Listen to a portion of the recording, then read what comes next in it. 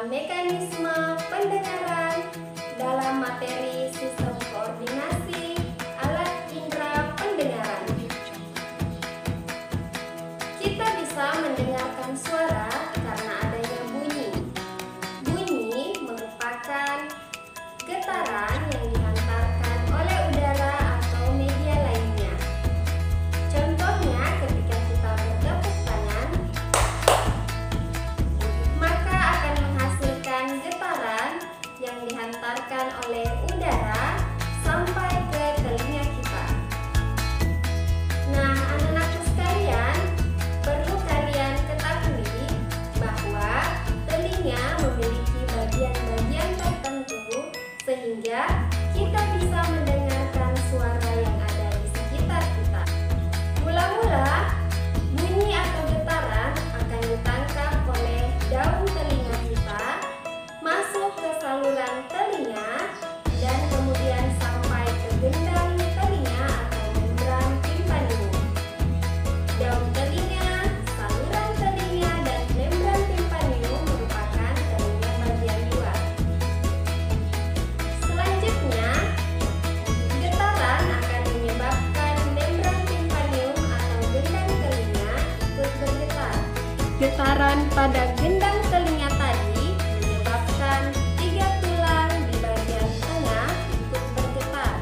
Ketiga tulang ini yaitu tulang martil, tulang landasan, tulang sanggurdi akan meneruskan pola getaran yang diterima ke bagian selanjutnya yaitu telinga bagian dalam. Jadi, tulang martil, tulang landasan, dan tulang sanggurdi merupakan telinga bagian tengah. Di telinga bagian dalam terdapat bagian seperti rumah siput yang disebut koklea.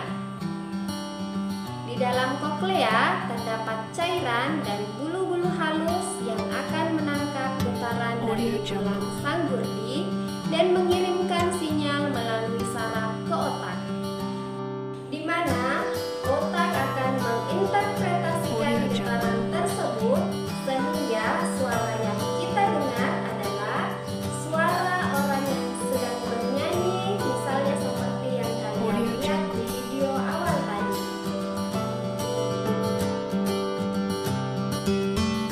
Nah, itulah tadi proses yang terjadi di dalam telinga kita sehingga kita bisa mendengarkan suara.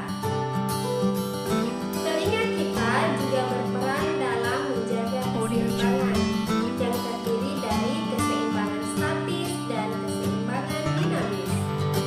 Keseimbangan statis adalah kesadaran akan posisi kepala terhadap gaya gravitasi jika tubuh dalam keadaan diam.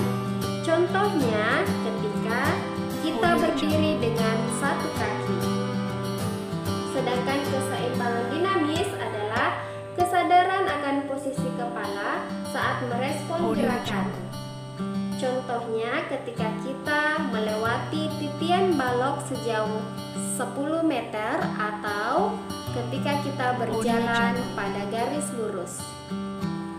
Nah, karena kalian sudah memahami bagaimana proses kita mendengar dan bagaimana telinga berperan dalam keseimbangan tubuh, selanjutnya kita akan mengetahui tentang apa saja gangguan yang dapat terjadi pada indera pendengaran kita.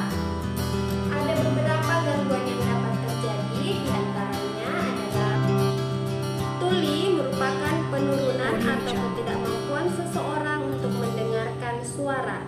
Tuli ini dapat dibagi atas tuli konduktif dan tuli saraf, di mana tuli konduktif terjadi akibat gangguan transmisi suara ke koklea, sedangkan tuli saraf terjadi akibat kerusakan organ kortif atau korteks otak. Furunkulosis merupakan gangguan berupa munculnya bisul pada meatus atau liang telinga. Ostitis media merupakan infeksi telinga yang dapat terjadi setelah terserang flu, sinusitis, campak, atau infeksi bakteri. Mastoiditis merupakan infeksi yang menyebabkan sel-sel tulang mastoid berongga. Dan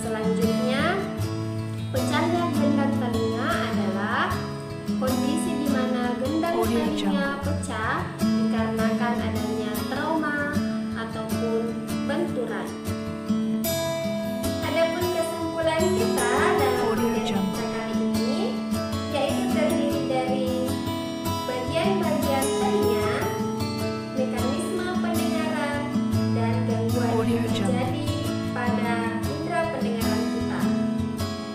Nah, apakah kalian sudah paham bagaimana telinga kita bisa mendengarkan suara? Jika belum paham, silahkan simak kembali video pembelajaran ini secara mandiri. Demikianlah pembelajaran kita hari ini. Semoga anandaku sekalian bisa memahami materi yang disampaikan. Belajar biologi akan menambah rasa syukur kita kepada Allah Subhanahu wa Ta'ala terhadap segala bentuk kenikmatan yang diberikan oleh Allah kepada kita. Salah satunya adalah nikmatnya mendengar. Tetap jaga kesehatan dengan mematuhi protokol kesehatan untuk menghindarkan kita dari virus COVID-19. Jaga jarak, memakai masker, dan mencuci tangan.